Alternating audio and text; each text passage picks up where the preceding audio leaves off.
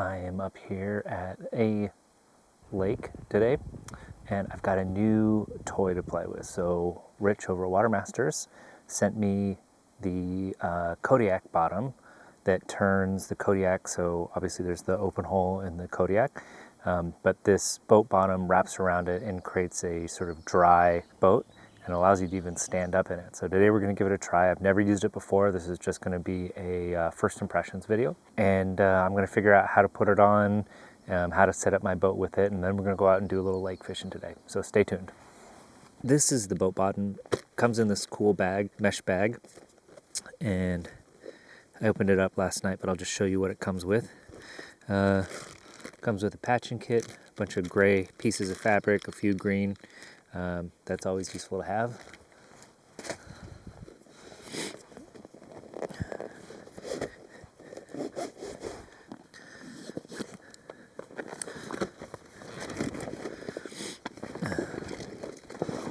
The concept is that this is kind of like a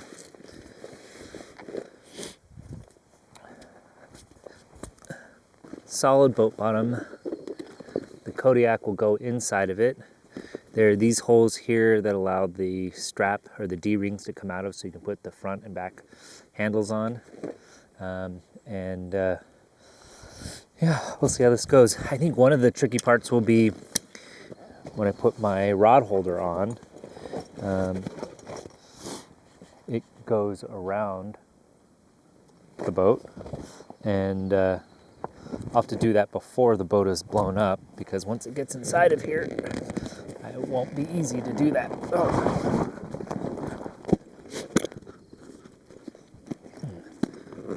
If you are not familiar with the Kodiak or this boat, I do have a video on my channel that is a review on the Kodiak, so you can go check that out.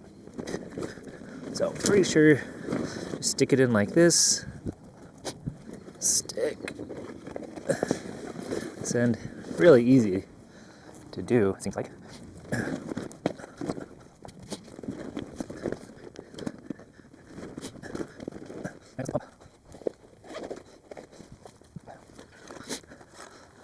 I am using the Serene Life pump, but there's so many little portable pumps out there, smaller, bigger.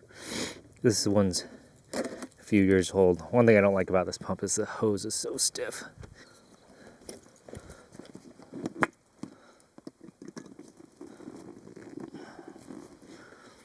I usually do 3 psi unless it's really hot out, and then I'll do 2.5. I'm just going to blow it up a little bit.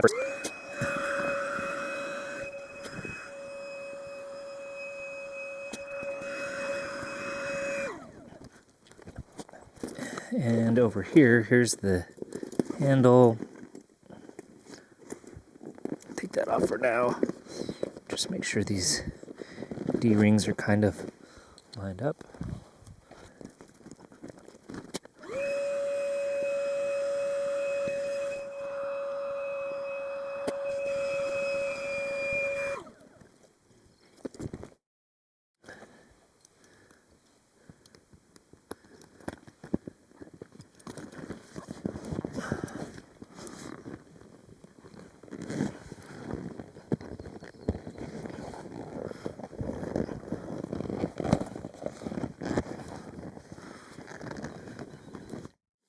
Seems like it does take a little, kind of got to pay attention as you put this all together to make sure the D-rings come out there okay. And of course it's raining today.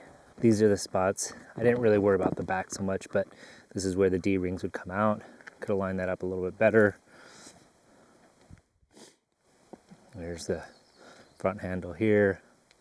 But other than that, it's pretty easy to just put this thing on, and I'm sure the more times I do, it'll get easier as it stretches out a little bit. For this, I had to come over here.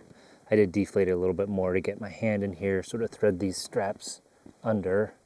I'm not going to tighten it up yet, and I'm just going to now finish blowing it up and see how it goes. One thing you'll want to be careful of is making sure you take your studs off your boots. So I've got corkers, so I put the Vibram soles in so I don't puncture the floor with my aluminum treads.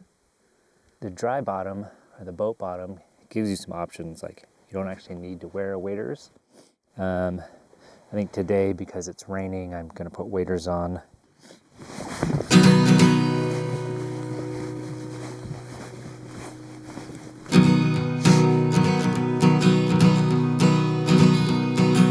Yeah, boy, ain't it good to know?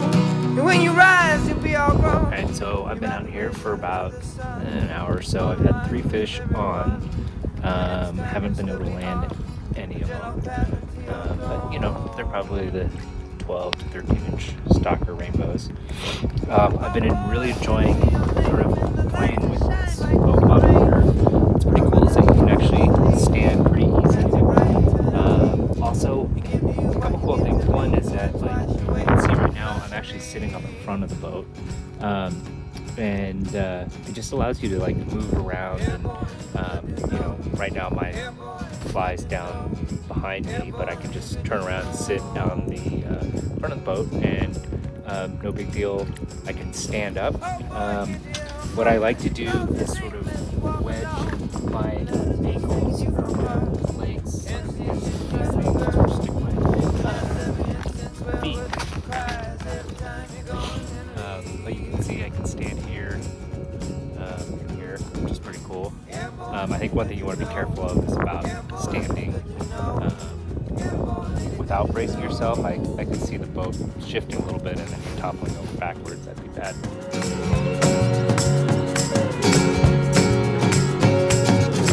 Yeah, boy, ain't it good to know? Yeah, boy, ain't it good to know? Yeah, boy, ain't it good to know? Yeah, boy, ain't it good to know? Yeah, boy, ain't it good to know? Yeah, boy, ain't it good to know? Yeah, boy, ain't it good to know? Alright, 5th fish hooked. Finally was able to put one in the net. Been trolling little leeches. Actually been trolling a black sculpzilla right along the shoreline, sort of where the drop off happens. So I don't know, maybe that's a ticket. I'm gonna put this back and see if I can get another one. And lots of rain all over. Well, about 10 minutes later, another one, a little stalker, a little rainbow stalker. Yeah, just trolling along the drop off. And that's 6 fish, 2 landed. One downside I found was that if you were getting in and out of the boat, any water or dirt that are on your shoes are now going to stay in your boat.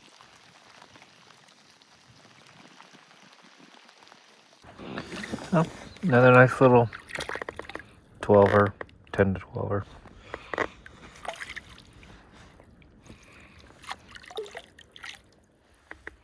Wrong way, buddy. All right, future mark here. I've gone through the footage and I've had a chance to sort of think about the boat bottom and some of the pros and cons on it. On the pro side, I like that you can stand up in the boat. That's great. I think casting sitting down kind of sucks. So being able to stand up and cast is really nice. It gives you more real estate in the boat to work with. So not only do you have stuff behind you, but you can also put stuff in between your legs and in front of you. I know there's some people that bring their dogs, and they'll bring beds and blankets and stuff, and they'll put their dogs in their boat with them.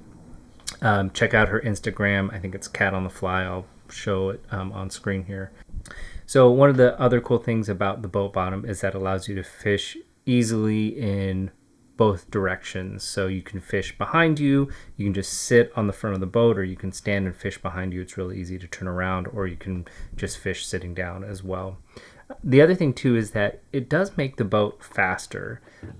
It does reduce the tracking on it, so that does mean that you know, it's harder to stay in a straight line. But if I'm rowing hard with both oars, the boat tracks just fine. It's only when I stop rowing that I find the boat would start to spin a bit. So that is a pro and con.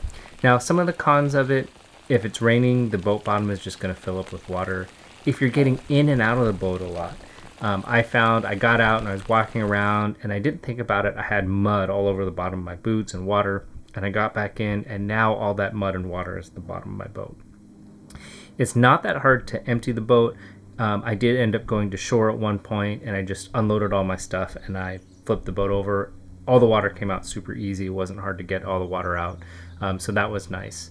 I like when I lake fish using fins, and that gives me more control over the boat. So when you put the boat bottom on, you can only troll using the oars, and I would definitely take an anchor if I have the boat bottom, because if I'm not trolling, I can't stay in one spot with my feet. So that is a downside of it. Hopefully that helps some of you figure out if the boat bottom is something for you. I will definitely be posting more videos as I use it. So leave questions or comments in the bottom about the boat bottom, and I will try and get back to you. All right, thanks.